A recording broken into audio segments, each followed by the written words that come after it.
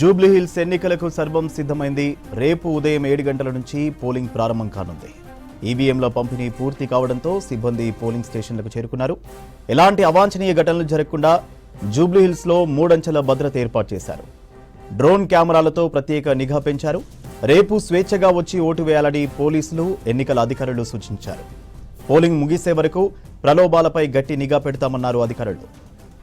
Details Sadanandam live లో అందిస్తారు. సదా, జూబ్లీహిల్స్ ఎన్నికల ఏర్పాట్లు పూర్తయ్యాయి, అప్డేట్స్ ఏంటి?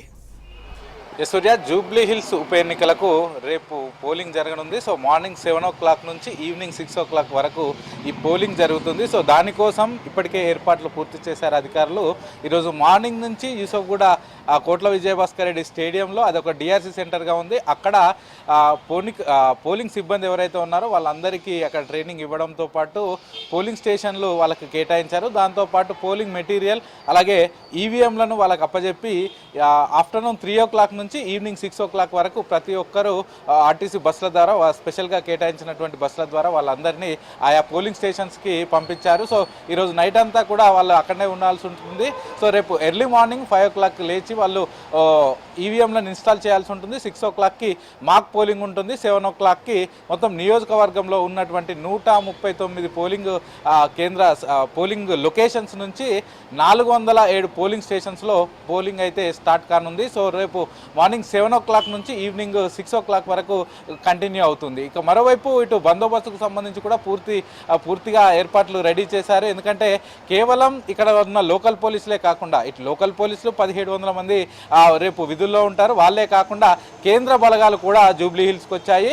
800 మంది CISF పోలీసులు ఇప్పటికే ఇక్కడికి చేరుకున్నారు. సో వాళ్ళంతా కూడా ఇక్కడ డ్యూటీలో ఉండనున్నారు. ముఖ్యంగా ఈ జూబ్లీహిల్స్ నియోజకవర్గంలో ఇటు 226 క్రిటికల్ పోలింగ్ స్టేషన్స్ ఉన్నాయి. ఇవన్నీ సమస్యాత్మక పోలింగ్ కేంద్రాలు. గతంలో జరిగినటువంటి ఎన్నికల్లో అక్కడ ఆయా పోలింగ్ స్టేషన్ల వద్ద గొడవలు జరగడం కానీ, రిగ్గింగ్ జరగడం కానీ, ఇట్లాంటి ఇష్యూస్ అయిన వాటిని ఫైండ్ అవుట్ చేసి వాటన్నిటినీ ఈసారి సమస్యాత్మక కేంద్రాలుగా గుర్తించి ఆ సమస్యాత్మక కేంద్రాల వద్ద పూర్తిగా కేంద్ర బలగాలతోటి పహారా ఉంచనున్నారు. ఇక ఇదే కాకుండా ఇటు పోలింగ్ స్టేషన్ చుట్టూ కూడా పూర్తిగా 144 సెక్షన్ ఉంటుంది. కాబట్టి ఎవరు ఆ చుట్టుపక్కలకు రావద్దు, ఎట్లాంటి ప్రచారాలు కూడా నిర్వహించొద్దంటూ ఇప్పటికే అధికారులు పూర్తిగా హెచ్చరించారు. ఇదే కాకుండా ఈసారి మొదటిసారిగా, అంటే గతంలో దేశంలో ఎక్కడా లేని విధంగా ఈసారి సెక్యూరిటీ అనేది పూర్తిగా డ్రోన్ల ద్వారా మేము పర్యవేక్షిస్తున్నామని చెప్తున్నారు. సో ప్రతి ఒక్క పోలింగ్ లొకేషన్ వద్ద మొత్తం 139 పోలింగ్ లొకేషన్స్ ఉన్నాయి.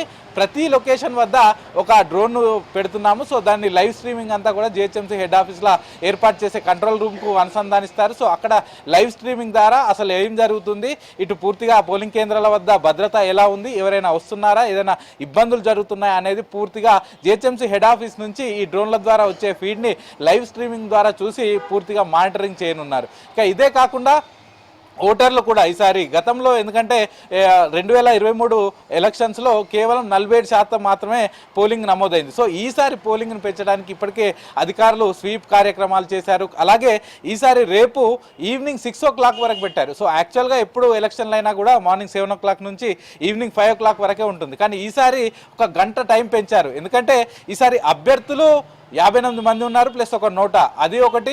ఇంకొకటి ఈ బైపోల్లో ఎన్నికల శాతం, ఇటు పోలింగ్ శాతాన్ని పెంచడానికి సాయంత్రం మరొక గంట ఎక్స్ట్రా టైం ఇచ్చామంటూ కూడా అధికారులు చెప్తున్నారు. సో ప్రతి ఒక్కరు వచ్చి తమ ఓటు హక్కును వినియోగించుకోవాలంటూ కూడా ఇటు అధికారులు చెప్తున్నారు. ఇక మరోవైపు ఈ పోలింగ్ సిబ్బందికి సంబంధించి చూస్తే ఓవరాల్గా ఇటు పోలింగ్ సిబ్బంది వచ్చేసి 2060 మంది ఉన్నారు. ఇక ఇటు పోలీస్ పర్సనల్స్, లోకల్ పోలీసులు వచ్చేసి 1700 మంది, 800 మంది కేంద్ర బలగాలు, ఇక ఇతర సిబ్బంది కూడా ఒక 1000 మంది వరకు ఇక్కడ రేపు డ్యూటీలో ఉండనున్నారని చెప్తున్నారు. సో రేపు మార్నింగ్ నుంచి ఈవినింగ్ 6 o'clock వరకు ప్రజలు ఓటు హక్కు వినియోగించుకోవాలి. 6 o'clock లోపు ఎవరైతే ఈ పోలింగ్ బూత్ లోపలికి వచ్చి గేట్ లోపల ఉంటారో వాళ్ళందరికీ నైట్ ఏ టైం అయినా కూడా వాళ్ళందరికీ అవకాశాలు కల్పిస్తాము. సో పోలింగ్ సంబంధించిన అన్ని రకాల ఏర్పాట్లు చేశాము. సో మొత్తం ఇటు ఈవీఎంలకు సంబంధించి కూడా అవసరమైన ఈవీఎంలతో పాటు ఎక్స్ట్రాగా మరొక 20% ఈవీఎంలను అందుబాటులో ఉంచుకున్నాము.